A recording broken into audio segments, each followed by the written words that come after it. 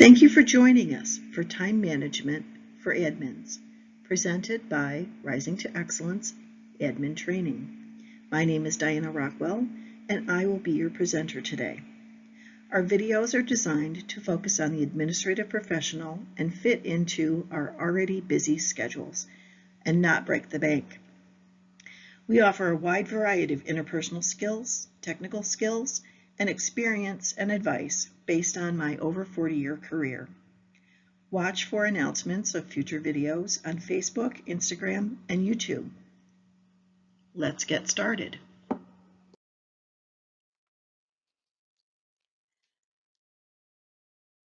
By learning how to prioritize, eliminate interruptions, organizing your space, stop multitasking, and stop procrastinating, you'll find your day opens up to allow you to do what you need to do.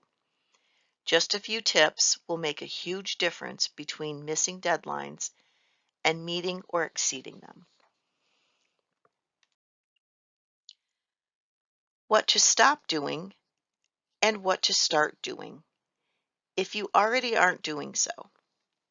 According to the website, the Job Network, these are the top things to do and not to do to be successful at time management. Stop procrastinating. Stop trying to multitask. Don't plan work around your breaks. Don't waste money on third-party tools. Start doing. Set priorities. Keep your inbox lean. Eliminate interruptions. Cultivate efficiency. Set a schedule. Organize your space, and streamline time wasters. Procrastination only sets yourself up for failure, missed deadlines, and poor job performance. If a task is too large or complex, break it down into manageable pieces and schedule to work on it during your day. Multitasking used to be the buzzword of the day.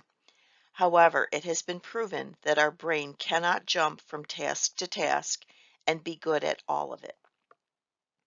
People with ADHD are often characterized as doing just that and often spin their wheels without accomplishing much. Don't plan your work around your breaks. What I mean by this is you're scheduled to attend a meeting or go to lunch in 45 minutes. So you look around your to-do list or pending email in your inbox to see what you can accomplish in that length of time. While that may be a wise way to manage it, start on something else, but set a timer so you don't miss your meeting. Start doing, set priorities. A multitude of seminars are given all through the 80s and 90s and continue today to learn how to prioritize your work. They come up with complicated scenarios to learn how to decide between a task that has a 4.8 and one that has a 4.75. It's really rather simple, even if you support multiple people. Anything with a time limit to be prepared for a meeting or meet a deadline, or should I say a short time limit, should be prioritized in your first bucket, no matter which supervisor it belongs to. Second comes the customer-driven tasks like letters, emails, invoices, depositing checks, reports specifically to be sent to a customer or client. Third should be the internal paperwork, unless there's a deadline like processing a PO for a software renewal by a specific date, or getting a vendor paid with a deposit due by the end of the month. That should be your first priority bucket list. Don't fall into the trap of thinking that every email must be responded to within minutes. You will not get their response in that same time frame, so don't kill yourself getting a response to them, especially if it's something that can wait a day or two. Just don't lose sight of it in your inbox. Speaking of your inbox, it's preferable in Outlook to keep about 32 items in your inbox. In Gmail, I think it's about 33.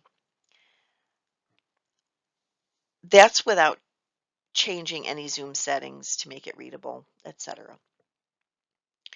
Why that many? That's what fits on your screen, and you don't have to scroll up and down.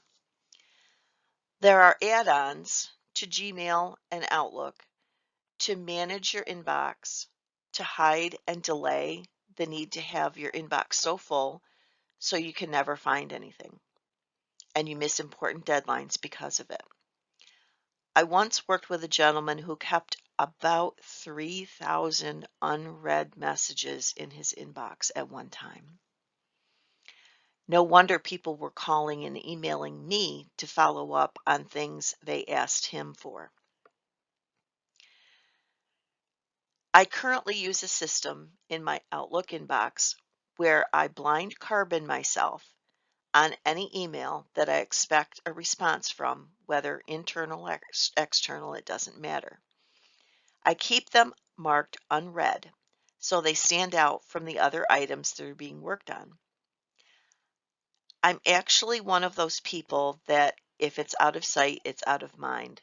So I will often print out an email that needs action and work on it on paper. Examples of that are to place an order or research something or set up a meeting. Most other emails can be responded to almost immediately.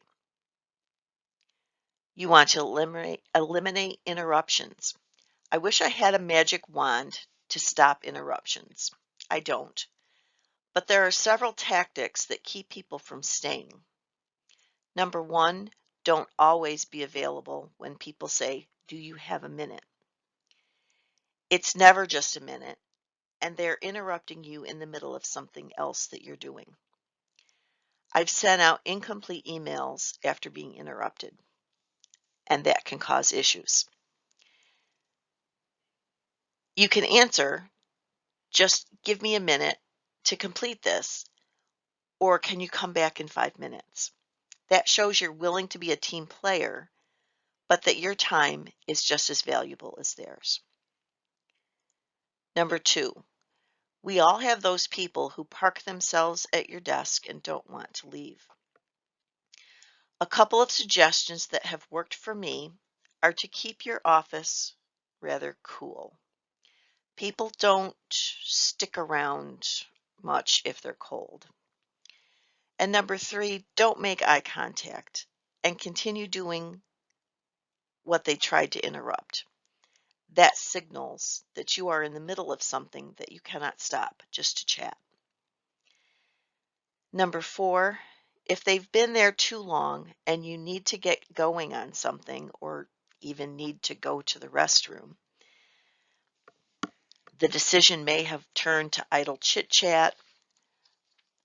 Turn your chair towards your computer or grab your mouse or excuse yourself.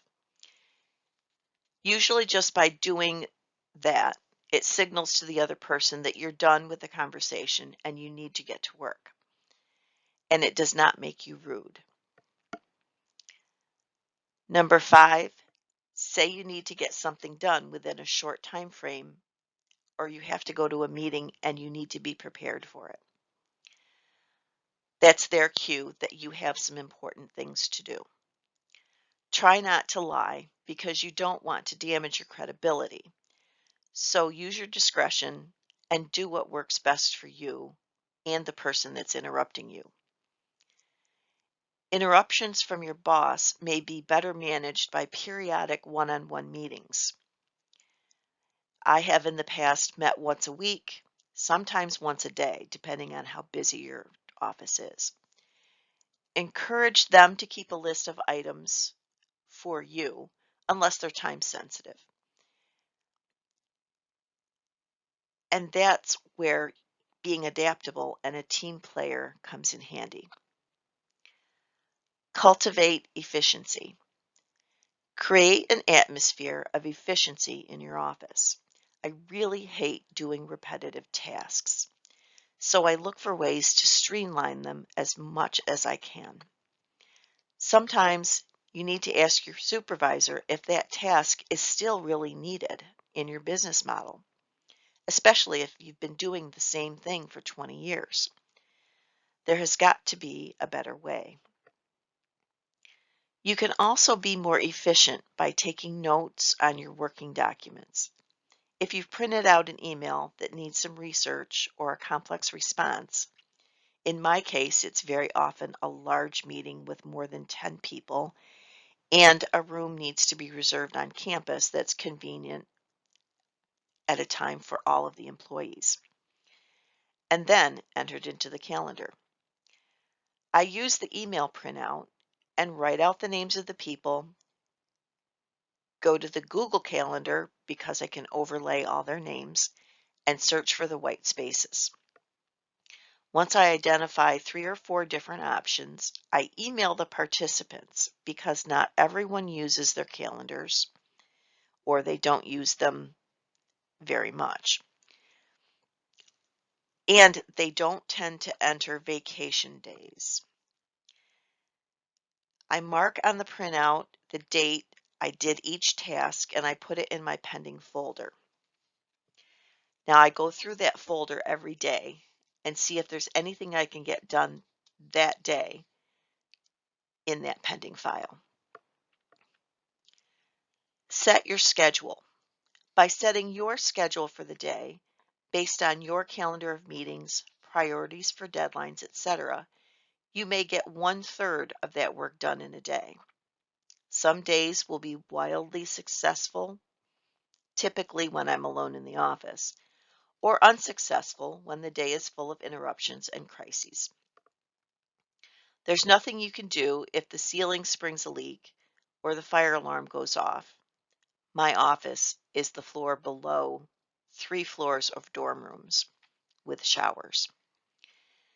It's either burned food or flooding from the showers. My desk is just inside an office suite door, so everyone making coffee or getting their lunch out of the refrigerator goes past my desk, speaks to me, and sometimes stops to chat. I've been in this location for about 6 months and have finally learned to not jump a mile when the door opens. We're in a very old building that was constructed in the 1880s and classes opened in the 1890s. We have 20-foot ceilings with false ceilings that are about 4 feet lower than that. And the doors slam shut. It was quite an adjustment. So moving on to organizing your space. By having your needed items on hand within arm's reach will make you more efficient. If you have a pile of unfiled invoices from 6 months back that you keep moving around to have more space on your desk, you'll want to get to that filing. By organizing, and all organizing is only prioritizing what you need more often and keeping that close, you will seem more efficient because you can lay your hands on that file your boss needs faster than if you weren't organized. Organization looks different to each person. I don't like to use folders because then it's out of sight. But I do use 2 working folders, and that seems to work for me. One folder is for orders that I am placing and waiting for the PO to be issued, and then waiting for the item to be delivered. And I have a pending folder for any other work that needs to be completed. Streamline time wasters. This is one of my favorite things. I guess in a way, I have to admit I'm lazy. I'm not a young woman anymore, and I can save any time at all. It's a big win for me. Sometimes my skills aren't the most up to date, and new apps and add-ons available are sometimes a little daunting. But once I identify a tedious task, I research it. Someone other than me must have wanted to do the same thing. and I often find a solution on the very first page of the Google search. If this task affects other offices or departments, make sure you pass it by them before just trudging along by yourself and making changes. What may work for you may muck up the process on another end.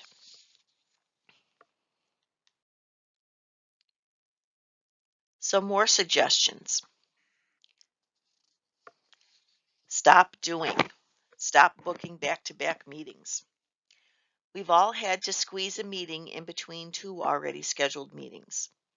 Although we try not to, there is inevitably that one day when everyone wants to meet.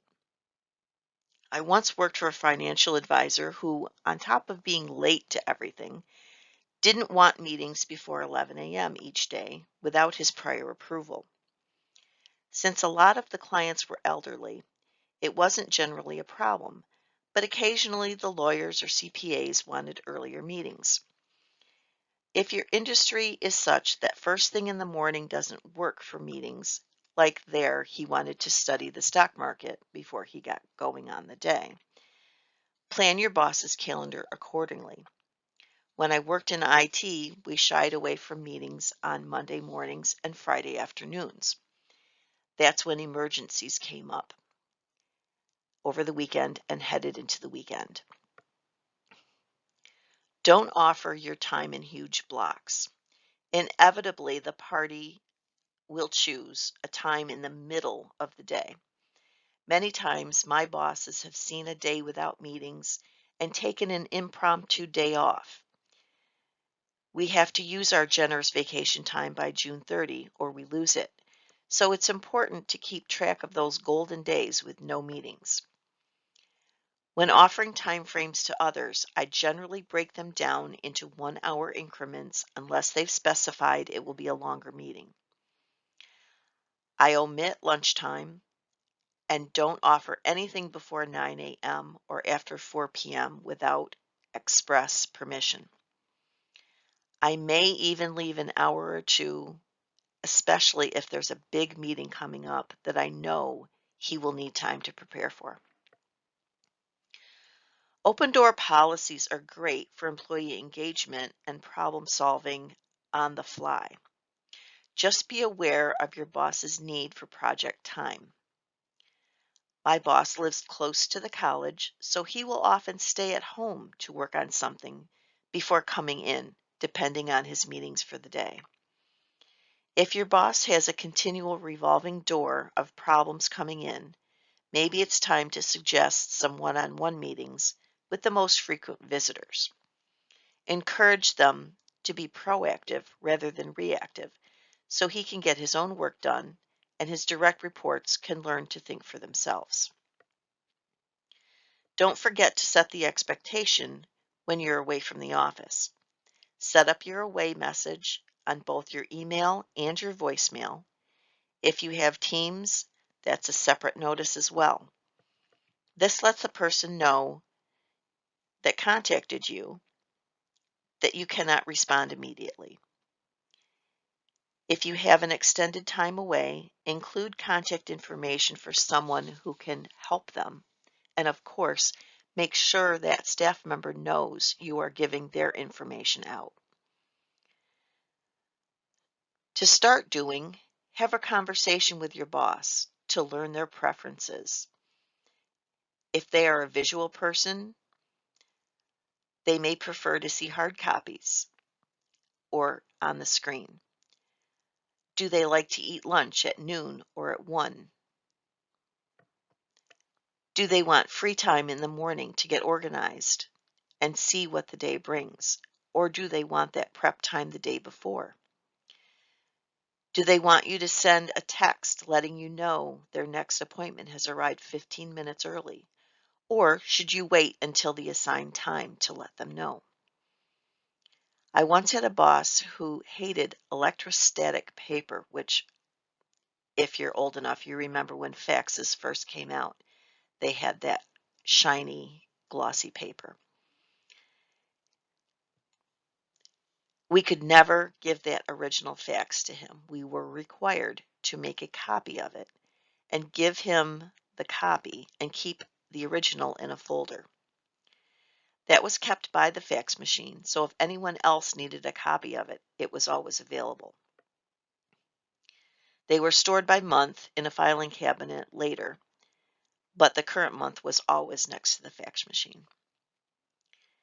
He would also enter a phone number on his portable calculator with the paper tape, but would often forget whose number it was.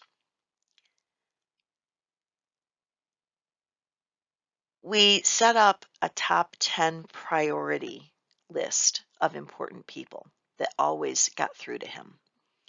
Even if he had the door shut and was in a meeting with staff members, not to interrupt with a client unless it was something very specific he was waiting for the call from.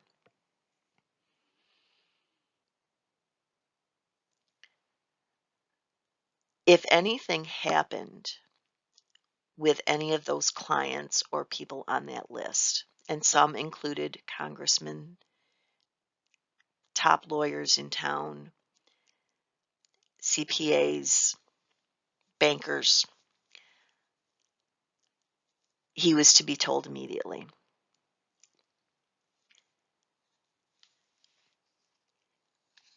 Batch like tasks together. If you find you get up 20 times in an hour to go make a copy or scan a document, and it's a hike to get to the copier, and sometimes you have to wait in line, it might be a better idea to gather all those items together in one pile,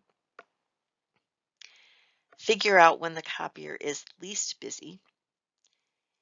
You can put post-it notes on each item for specific details like scan, copy, 4 of this, 10 of this is double-sided, etc., and make one trip to the copier. You probably could do two trips a day if your office is fast-paced. I tend to group work together as well by the software program needed to complete the task. I generally do the same things each morning. I punch in, open email, and wait for it to load.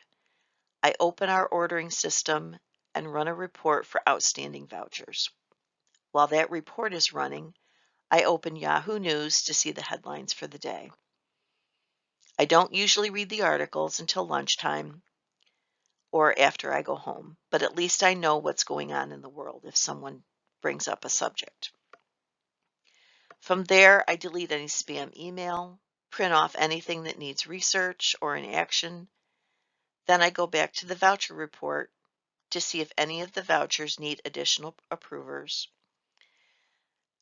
We pay accounts payable once a month, which is unusual today. Usually it's twice or only once a month. If there's a voucher hanging out for longer than a couple weeks based on due dates, I'll follow up with our purchasing office to see if there's a problem. We've had them lost in cyberspace or missed in a full inbox. Then I enter any new invoices received in the mail or email the day before.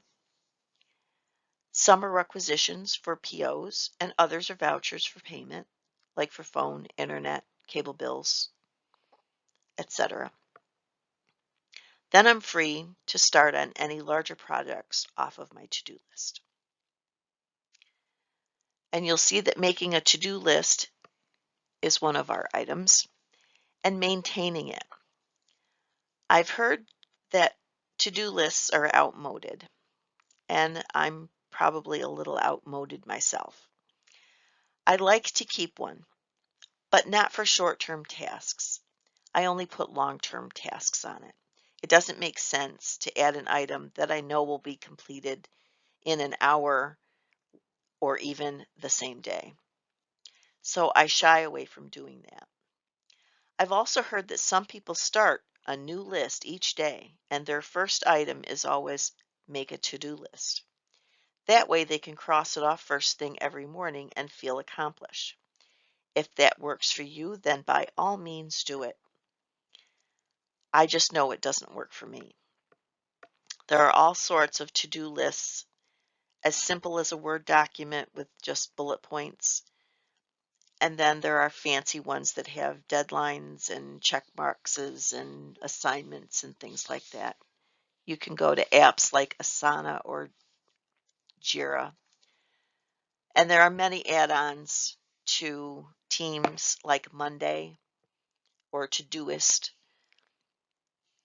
They're a little more complicated, but sometimes that's called for.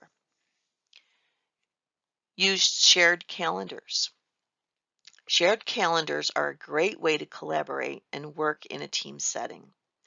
When I worked in IT, we used several shared calendars, one for vacation and time off, so we wouldn't have all of the apps team gone at the same time, and one for planned outages and upgrades to systems, one for projects, and one for vendor visits that involved opening the data center, which is a big no-no.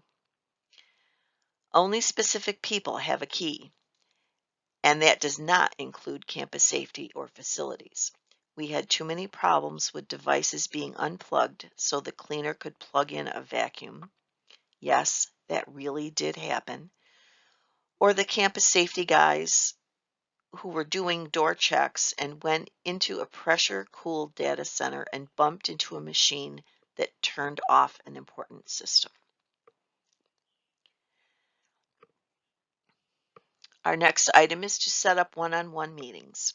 I mentioned this a couple of times in the video. When it gets to the point where a direct report is interrupting the boss several times a week or even per day, it's time to set up one-on-one meetings. We may not always need them, but having the meeting scheduled allows the boss to work uninterrupted for part of the day and helps the direct report to stop blurting problems every time they walk past the boss's office. They oftentimes find their own solutions before the meeting even happens.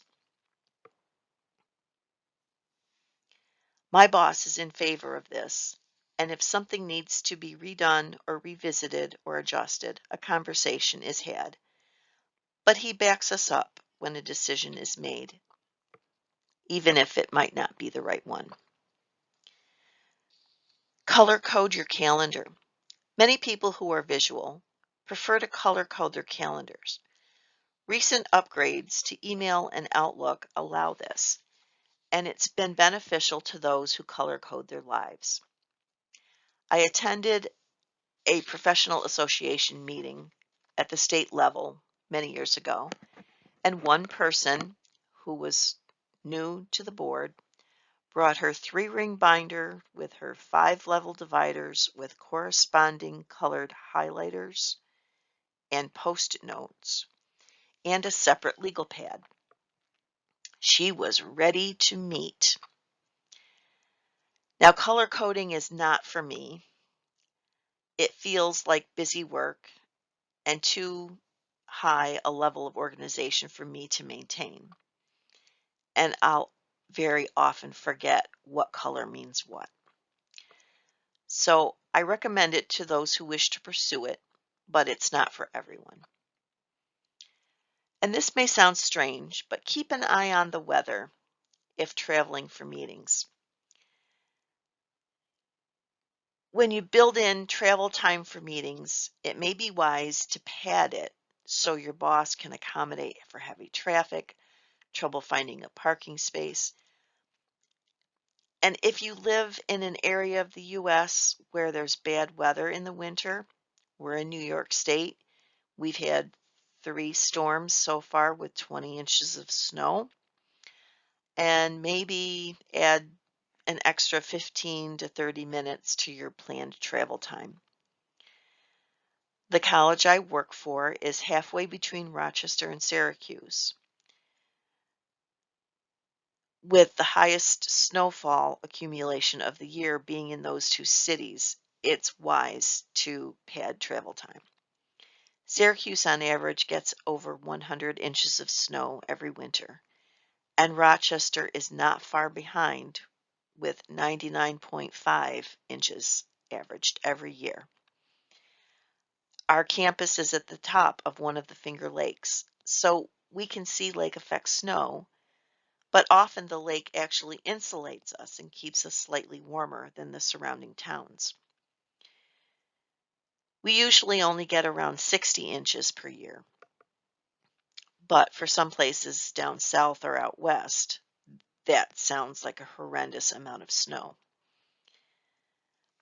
And the same can be said if you're in a larger city where traffic accidents or rush hour can impede travel.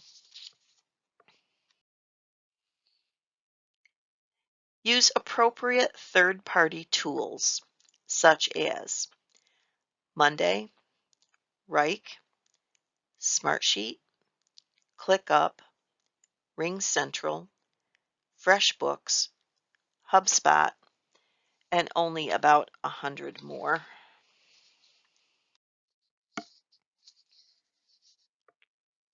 Calendar management.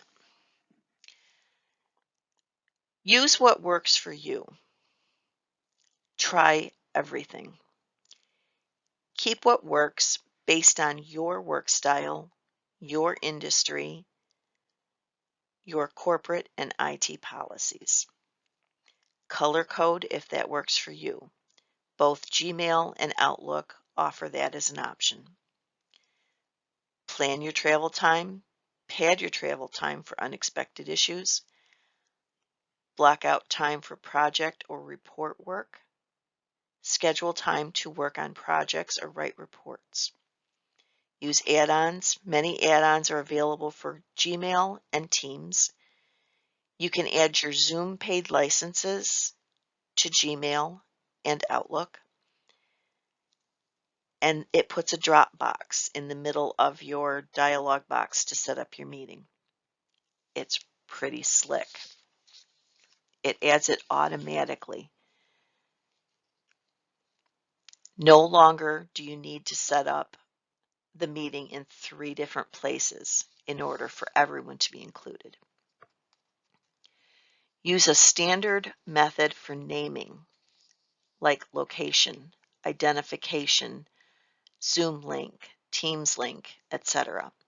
By using the same system each time, your boss will always know what to expect and where to look for information on any meeting.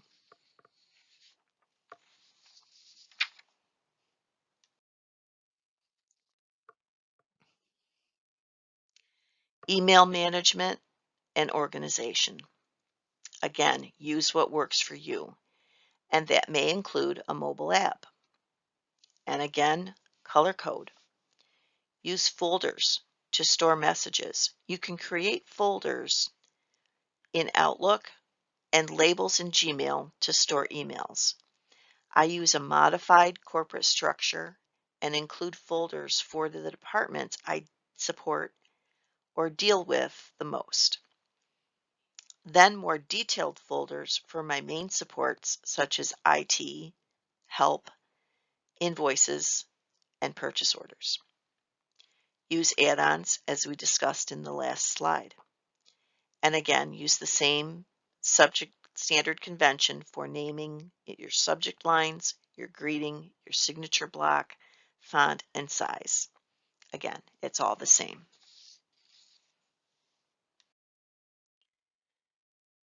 Personal strategies. Whether you want to use a to-do list or not is up to you, but if you do, divide it into sections. For work, personal, boards or associations you may be a member of, or break it down by category such as set up meetings, phone calls, correspondence, or errands. Use checklists. Many jobs have a standard set of tasks to do each day that a checklist would work well for.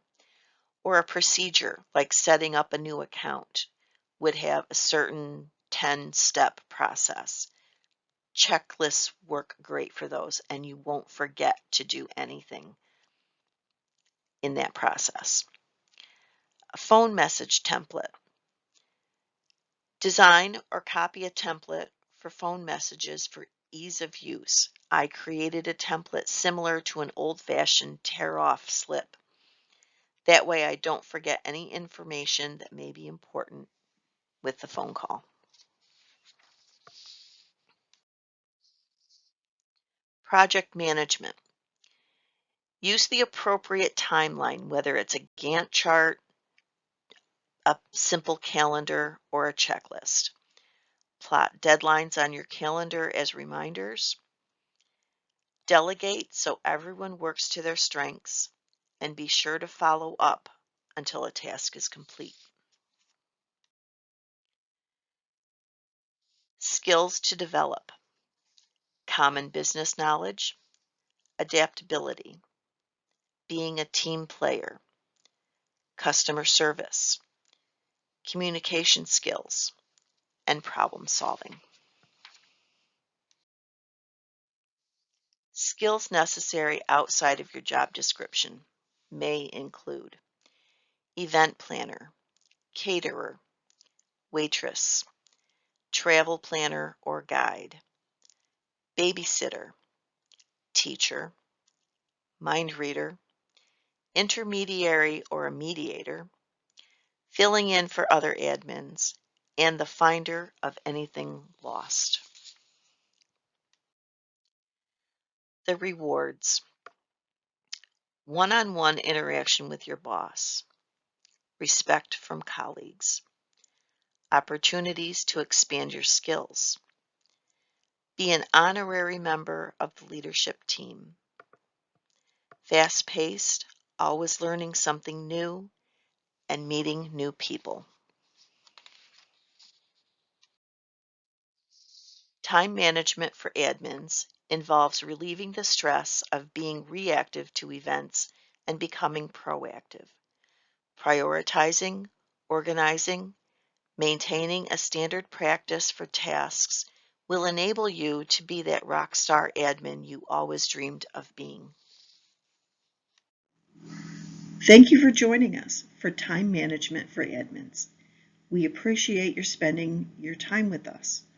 Watch for announcements of upcoming release videos on Facebook, Instagram, and YouTube. Rising to Excellence Admin Training is here for you. Our contact information is on this slide. Thank you, and bye for now.